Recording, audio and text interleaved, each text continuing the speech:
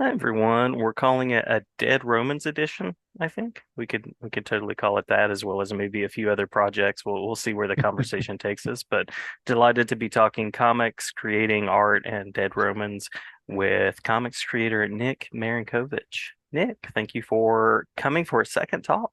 Yeah, absolutely. Thanks for having me back on. A pleasure, absolutely a pleasure. The world of Dead Romans is quite a visual landscape, lots of things happening from everything that I see. So glad to talk about that as well as anything else that's new. What is new in your creating? You said you're headed for a busy season. Oh yes, I'm neck deep already. Apart from, well, the big thing, Dead Romans, the second arc of the series. We call it issues 7 through to 12. And it is a direct continuation, but it will restart it as an issue one. But it does continue 10 years after where the previous arc ended. You'll see for those who have read it, you'll see the what happened to the surviving characters. Mhm. And we move on, and it really is, there's going to be new environments, um and back to the old ones as well. But even like with issue one, we're starting in Rome, which is nice because there was no depictions of Rome in the last series. And I'm really cutting my chops right now with some nice columns, nice Roman columns. And I'm being very pedantic about it. These days you can actually find digital renderings of what Rome would have looked like the Palatine Hill and the Capitoline Hills. Rome was composed of these hills with the various buildings on them, and you can actually find reference maps. It's wild. That's And cool. with artistic liberties, I do try to actually, for anyone being keen, I do try to incorporate, this would have been here, etc. Yeah, yeah. Well, For that one out of 1,000 reader who's actually paying attention. Well, I that's the thing with comics and graphic novels is you can dive in and really take a close look. So I'm sure the work will be visited and revisited and revisited.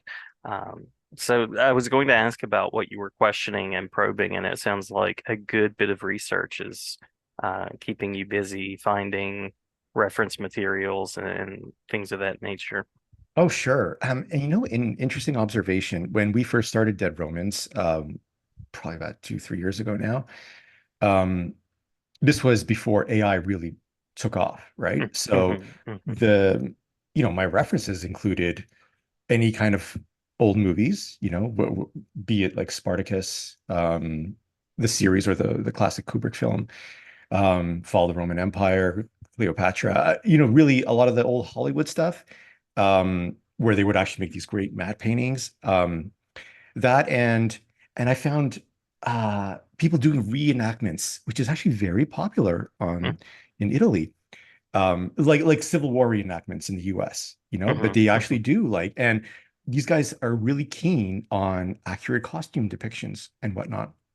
I found those very great resources. And now the internet is flooded with AI depictions, but they're all wrong. Because first Ah, of all, they're almost all a mishmash of Greek and Roman. The uh-huh. costumes are, and it's what kind of looks cool, but if you actually even give yourself 2 minutes to look at the details, you're like, well, that's completely inaccurate.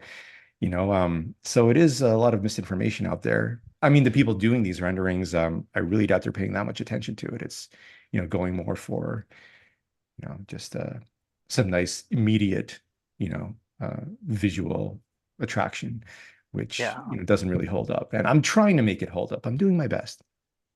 Yeah, it Hmm. reminds me of some of the kind of like appropriation of different cultures that sometimes are put into books, and it's like it's kind of this, but it's also that, and Sure. but you know that going in, so it's interesting with the AI soup of producing things that aren't accurate.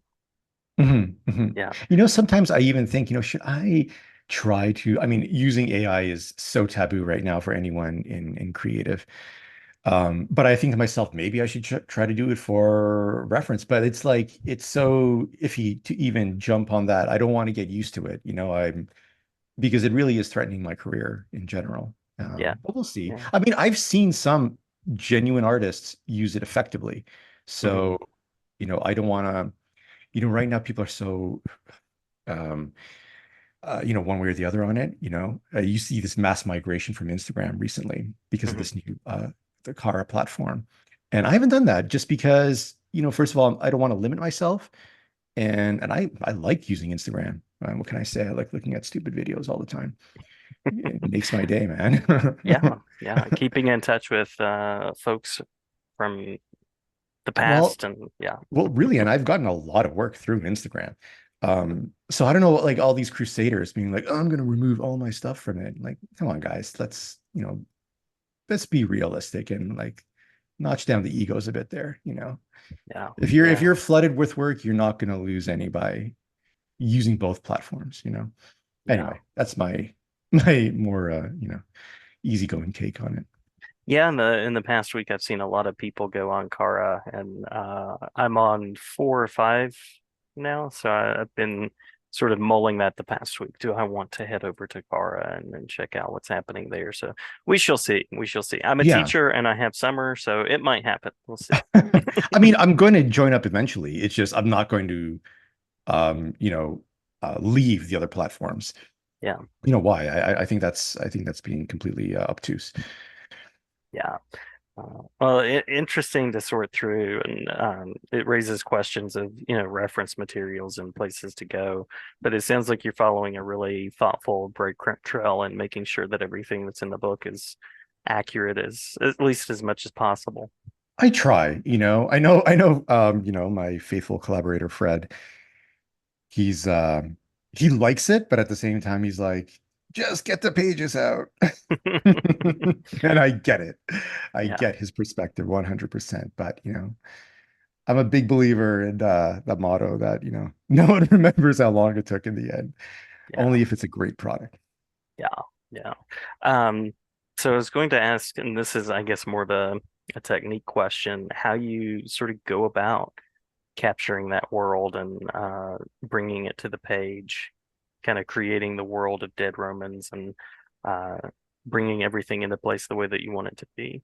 Oh, I mean, it's a lot easier now because I have the entire first series as basically a model. That was Mm-hmm. columns me like figuring out a good workflow as to what worked. And I hadn't worked in that environment before. If you look at a lot of my older stuff, it was a lot of urban environments that I was used to, which you'd think it would be harder, but it's not, just because it's so easy to create perspective via the use of buildings, for example. Easy like lines put right into the drawings and into the panels. And all of a sudden, I was dealing purely rural environments and trees, which, Mm-hmm. once you figure it out, yeah, I know exactly how to work the perspectives because you got to keep the camera moving. I'm really picky about that. I want to keep the eye moving all the time. That's very important to me to make a comic work. Um, so I mean, once I figure that out, then I'm just, it works at this point, and I have my go-to angles that I'm using. Um, and apart from that, yeah, there's just the introduction of some new characters. Mm-hmm. My characterization, I think, is much better than in the first book. I like this book to be a step above, the series to be a step above what I did before. You got to always push yourself, otherwise you get very complacent. Yeah, yeah, That's my feeling anyway. Um, I'm getting much better at doing female characters, I find. I was always really insecure about that. yeah, yeah. You tend to, and because I don't like to go for, the borderline pornographic female characters. Mm-hmm. Mm-hmm.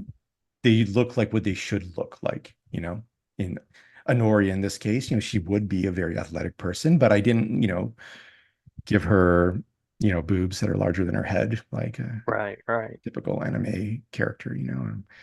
I wanted it to look, I wanted you to love the character. The rest is incidental. Yeah, yeah. Um, you know, But that's my non-misogynist approach to the character. love it, love it. I also appreciate that when you're talking about challenging yourself. For a lot of folks, that's I'm going to try this medium or I'm going to try this, and I think that's amazing and wonderful. But also just thinking about uh, sort of challenging yourself as far as the characterization and the rendering. Mhm. That's really thoughtful in trying to capture those details and kind of take the next steps. Yeah, and an interesting comment that my collaborator Jose Villarrubia made, because he's known me for a long time, and in doing this, he actually pointed out to me, he's like, this is the first book you did where you're drawing like a cartoonist rather than an illustrator. Um, Mm-hmm. and for those who don't quite understand that, it's like in terms of, I guess, the simplification of the way I do my characters. Before I would almost approach each panel as an illustration, Hmm. which it looks great, but it's not always necessary. And for what we're doing, it wasn't necessary. And I think for the first time, I'm actually approaching the work much more. I'm diverging myself. Look, my covers are illustrations, my interiors are cartooning, Hmm. Hmm. and it's weird. I never considered myself a cartoonist before, but for the first time, I guess I can call myself that. Love it. Love it. So when you're creating one panel with that in mind, are you kind of thinking forward and planning the visuals as far as how they connect? Is that Oh, what? oh, Yeah. absolutely, absolutely. Yeah. I'm because I work as you've seen my stuff, I work with a lot of heavy blacks, and I do the contrast is drawing the eye, and I'm absolutely looking on the page as where I want the viewer's eye to move Hmm. without Hmm. even the dialogue. Like if the dialogue wasn't there, it should not be even a question of where we're going, Hmm. and you have Hmm. to have this smooth flow.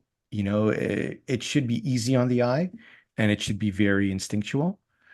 Um, and yeah, the dialogue is just, dialogue is itself. It just another dimension to it, if you will. That sounds pretentious, but No, no, I think that makes perfect sense. And when I'm teaching with comics, I usually like to take a wordless comic to introduce just to get Mhm. students ready to, travel from panel to panel and get used to the way that a page works. So that's really cool to think about. Right. And that really is a good rule of thumb. The viewer should be able to understand what's happening without any words. Hmm. If you got that, then you got a page that works. If you don't, then now mind you, you can stretch that occasionally if you're doing something a little artistic and there's it's like dialogue heavy, you Hmm. know, um, because then, you kind of have to let the dialogue speak for the page. But um, I think Fred and I have a nice um, median between the two of us where he knows how I draw, I know how he writes, and we have a nice flow between us as to I know what he wants to see basically, and I think he knows what I want to draw. Yeah. Now, your book, if I'm not mistaken, is also one that Jim Valentino is working with on sort of the production side. Is that still the case? Not for the second arc. Jim, Oh, okay. so he produced, but he was, our champion for the first arc, and he produced a beautiful hardcover that's out right now. And incidentally, we just heard it's going to second print. Wonderful, wonderful. Yeah, Congrats. thank you very much. Kudos to us. Hmm. And for those who haven't got it yet, please, like that's the way you want to experience the series. The hardcover, it's in large format. It's beautiful. It has some of the concept art. It really is like, and I love that Jim was so confident in it. He went right to hardcover rather than doing it in the softcover trade first. Hmm. Um, but for those who don't know, Jim is retiring from monthly issues, so he moved us over to Image Central. And Eric Stevenson was very happy to bring us on as he's a fan of the book. And so that's who we're working with now for the second arc. But Yeah, we're always in touch with Jim. He's you know, it wouldn't have happened without him in the first yeah, place. So I like to think of him as, our silent member now, even though he's no longer directly involved. yeah, yeah. I featured him on an episode of this show, and Dead Romans was one of the projects that he mentioned. So nice to have your name in the mouth of Jim Valentino, I'm sure. It is nice. It's extremly flattering. Yeah, Yeah, And Jim was very like, every time I'd be like, "Oh my God, I don't know what I'm doing." He was like so supportive, yeah. so which really gave me that necessary ego boost to keep doing what I was doing. He's like, "Dude, you do not have to worry. Like what you're doing Mhm. works. Keep doing it." you don't have to think it. You're not doing anything wrong. You're doing it completely right. So Awesome. yeah, Awesome. yeah. Oh, it's that never-ending insecurity that I Right, right. The imposter syndrome. It's in it all really parts of is. creating, all parts Yeah. of life. Yeah. Nearly But great to have 50. people in Yeah. your corner. Yeah, it really is, man. Yeah. Uh, well, looking forward to the work that's on the way. I'm sure there are plans moving forward and all sorts of interesting things. Anything that you'd like to mention as far as what people can see ahead, any sort of glimpse of Dead Romans or any other work? And then I always like to ask about places where people can connect, as we did at the end of the first episode as well. Oh, easiest places to reach me right now are Instagram and Facebook. Mhm. Yeah, I'm a chatty whippersnapper, so I like to, I reply to everybody. I don't care who you are, It's Um, very kind of you, very kind. um, uh, I should mention like I'm doing a lot of cover work right now, in addition to Dead Romans. Some of the interesting stuff. I mean, on Conan, on Hmm, hmm. the new heroic signature stuff. You can see my work on like Savage Sword of Conan and the new Battle of the Blackstone that's coming up. For Mad Cave as well, I'm doing covers for a series called The Pale Knight. Um, it's a middle age set series during the Black Plague, so it really falls within my, genre of choice. Um, so yeah, that's not coming out, I believe, until the new year, but I'm doing all the covers for that series. As well, like Titan is always, I got a good relationship with Titan. Hmm, So hmm. a lot of stuff coming up from them too. Some stuff I can't mention, which is kind of huge, but Awesome, I'm not awesome. allowed to say anything right now. Yeah. Looking forward to whatever that may be. Yeah, yeah, yeah. But definitely in terms of my full-on series, Dead Romans is the one to keep an eye on for. Yeah. And we are aiming, if I can make the deadlines, to release the solicits for the new series at New York in October at New York Comic Con, that is. Awesome. Awesome. Yeah. Well, sounds like New York might be on the horizon. Any other convention spaces that you want to mention, or anything else that we might have Oh, missed before we close out? um, I'm taking a break from conventions just to focus on my work for the summer. But for those within the Toronto area, you will see me at Fan Expo Toronto in August, the big one. Fred and I will be there, and we will have previews of the new material for Dead Romans there as well. We always have prints available, and we do well there. Yeah, people love us. So Nice.